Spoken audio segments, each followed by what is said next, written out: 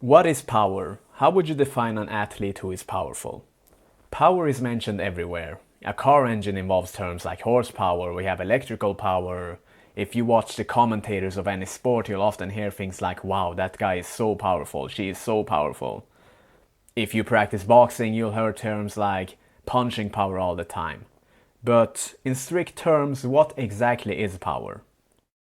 Does being powerful mean that you possess a lot of physical strength? Is strength the same as power? In the world of sports, actually those terms are often used interchangeably. But there is quite a significant difference actually, and it's really not that difficult. We're gonna go through this in this video.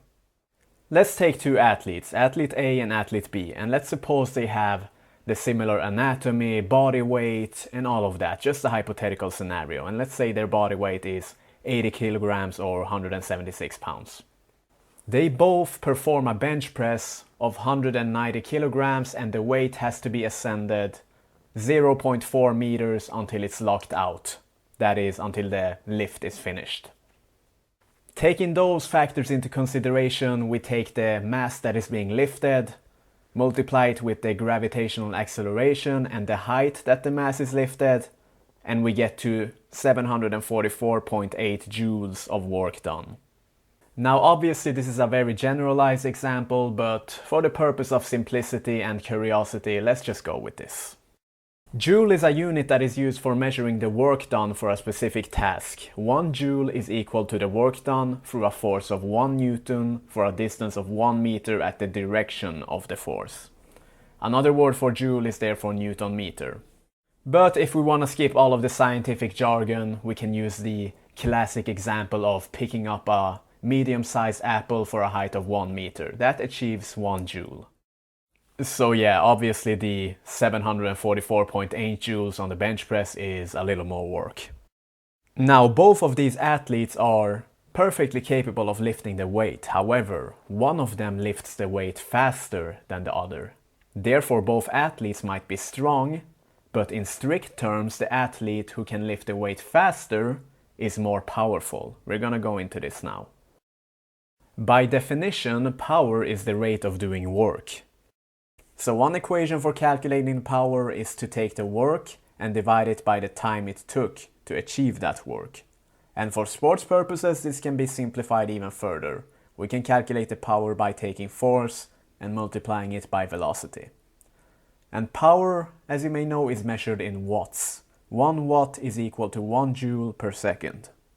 Now let's go back to our bench pressers again. We know that they both did the same amount of work, 744.8 joules.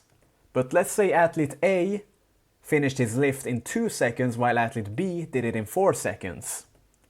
Then we just take the work done and divide it by the time it took to achieve the lift, and we can see that the power difference is quite significant. 372.4 watts versus 186.2.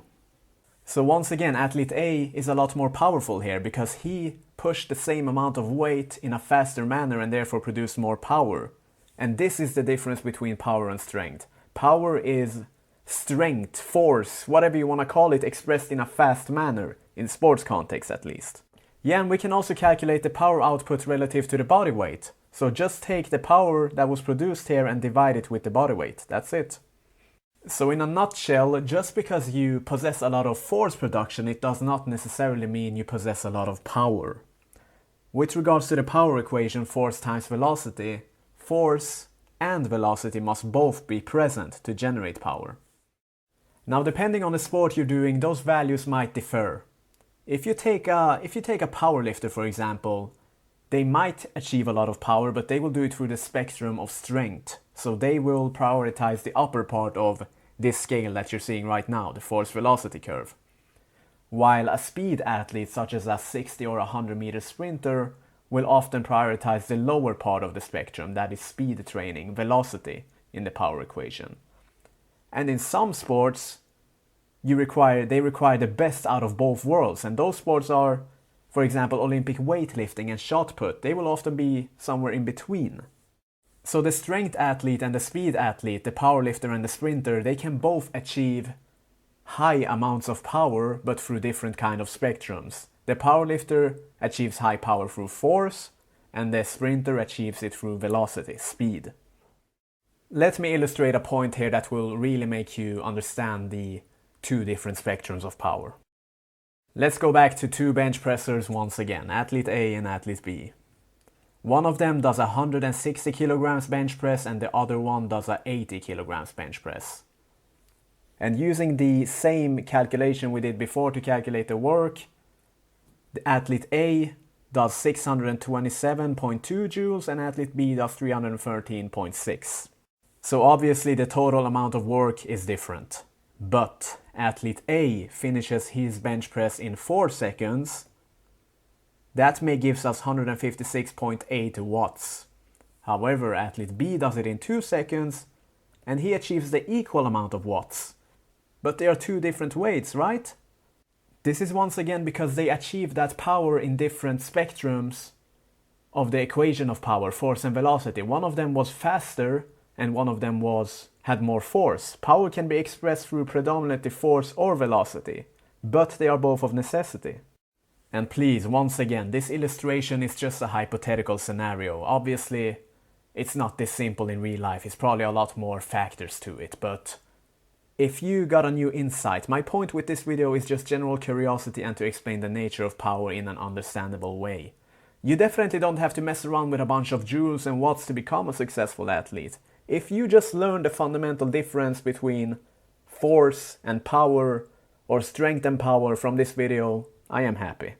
Thanks for watching.